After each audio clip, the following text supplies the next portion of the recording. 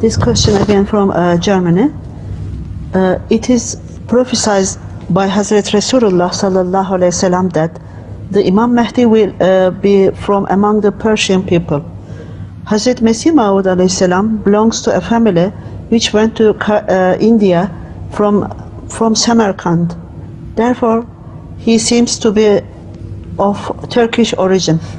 How can we explain it? First of all, where is that prophecy which says that the Imam Mahdi would be from the Persian people? Oh. I have no idea. No, I don't know either.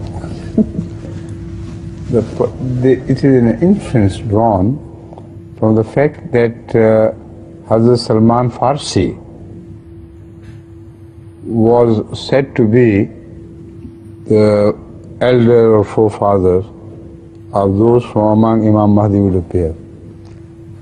But at the time when Hazrat Rasulullah mentioned this, Faris was a huge empire which was extended up to the borders of China.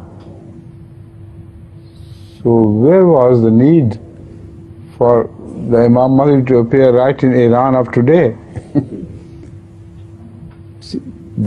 Persia, as it is called, as it was referred to in old days, was not Iran.